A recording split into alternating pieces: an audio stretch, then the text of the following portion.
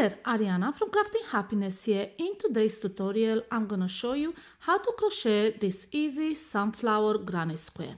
And this is a 3-row pattern, but because this is a granny square pattern, you can increase the green part to make it as big as you want. If you're making it like mine, it's gonna be about 10 centimeters, 4 inches across. And I will also show you how to minimize your ends so you won't have many to weave in. So let's get started.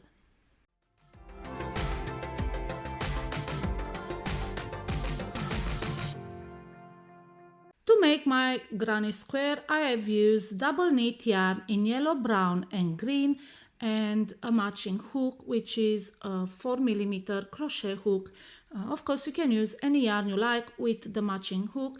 You'll also need for the ends a needle and scissors. We will start with brown and make the center of the sunflower. So make a magic ring. And in that magic ring, make a chain 1. This is not a stitch, it's just for height. Let's make 12 half double crochet.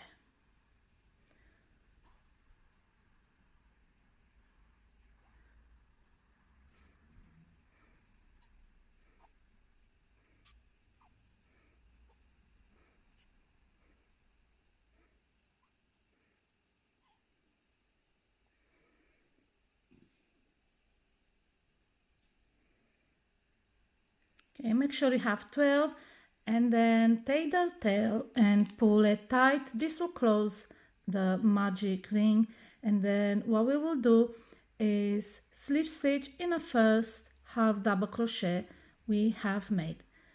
And this is the first round. So let's cut the yarn. Let's bring the yellow in and we will make the sunflower petals. So pull the yellow yarn through the brown loop and then pull the end to close that loop. Now I'll show you what I usually do so I won't have too many ends to weave in. I'll take these two ends and make a knot. Don't make it too tight, just like so. And then I crochet over all these ends, and then I don't have to weave them in, and that decreases the amount of ends I have to make by a lot, especially with squares that are so small. You're gonna need a lot of this to make a sweater or a baby blanket. So that's what I do.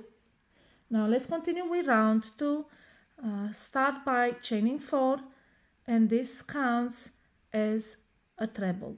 Now insert yarn over twice and we will make another treble into the same stitch where you slip stitch. So insert the hook into that stitch, make sure all the ends are over your hook, and then pull up a loop, yarn over, pull through 2, yarn over, pull through 2, yarn over, pull through 2, and this is how you make a treble. Now let's make one more into the same stitch. Make sure again the ends are over your hook. Okay, and make your treble. Now we have 3 trebles. We're gonna create the tip of the petal, which is this little thing here, by making a picot stitch. So chain 3, then insert your hook into the base stitch, not the base chain, but the stitch through the middle, pick up the loop next to it, and then slip stitch, and we've created a picot. 2 more trebles into the same stitch. So let's make those. Okay, and last one.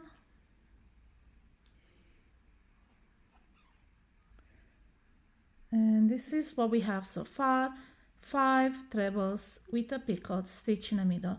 Now to make the puffy petal, take the hook of the loop and insert it into the fourth chain of that chain 4 you made at the beginning, like so. And then through the back of the petal, pick up the loop and pull it through. And this is what you have. This is a popcorn stitch with a picot at the top. Now chain 2, and we will make the next petal. So yarn over twice, insert your hook into the next stitch, make sure all these ends are over your hook, and then make a treble, then 2 more trebles,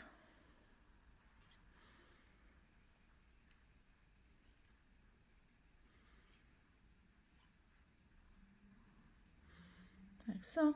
Make a picot stitch by chaining 3, and then insert your hook into the base chain and the loop next to it, and slip stitch, and 2 more trebles into the same stitch.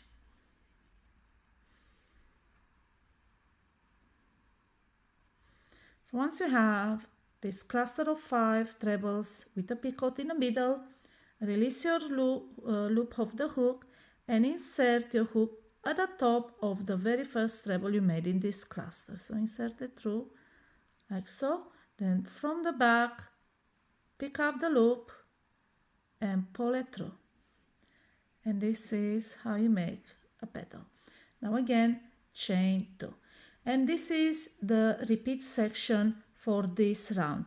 You make 3 trebles, picot at the top, 2 more trebles all into the next stitch, and then you release the loop, put your hook in through the top of the first treble and pull the loop through. Then chain 2.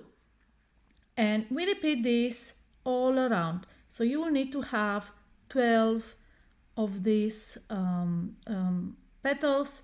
I have 10 more to make. I will meet you at the end and I'll show you how to continue from there. Alright, so we reached the end. I just want to show you how to finish the last petal. And again, I've made my 5 trebles with the picot in the middle. Let's pull this together and then chain 2. And now we are gonna slip at the back of the first petal. You see here where the chain is. Anywhere in that point will do. It doesn't make much difference. So wherever you can insert it next to that chain, it's fine, and slip stitch. And we are done with the second round.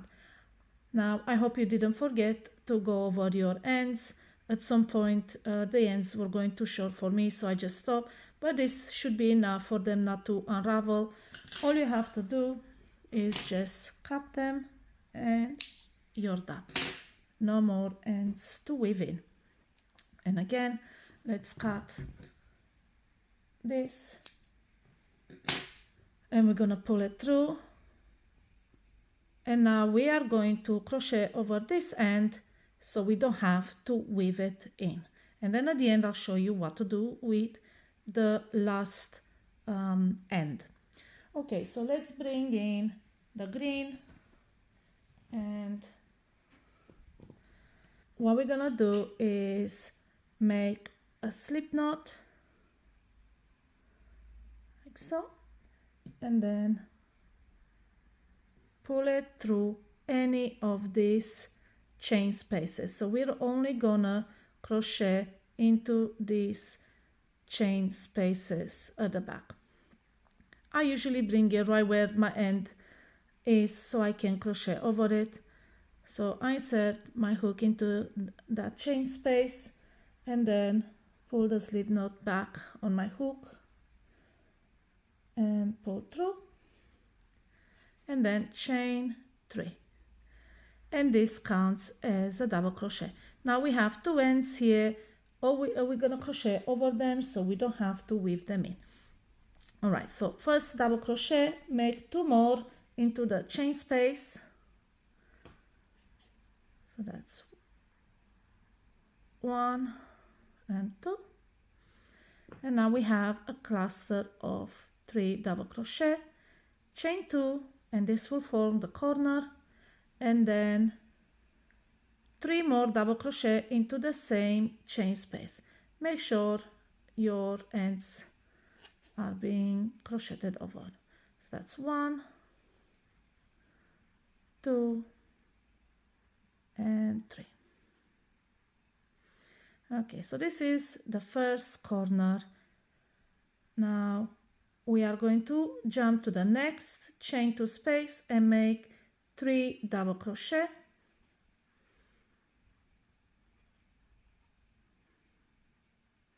Second, third,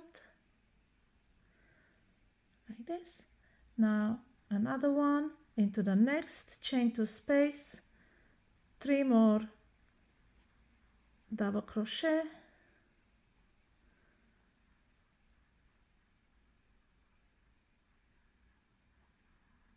and we are crocheting over these ends as well, like you see here. And this is your repeat section. You make 3 double crochet, chain 2, 3 double crochet in a chain space, and then into the next 2 chain spaces, 3 double crochet each. Let me show you one more repeat, and then I'll jump at the end. I'll show you what I do with the green end. Okay, so next chain space, 3 double crochet,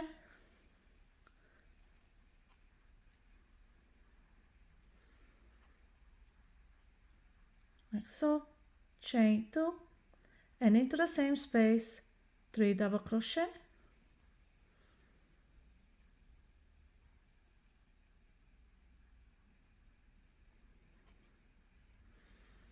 like this.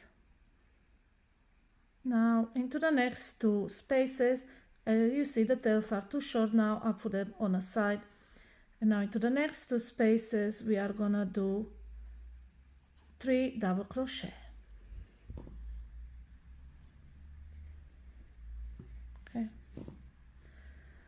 so we made 1, 2, and 3,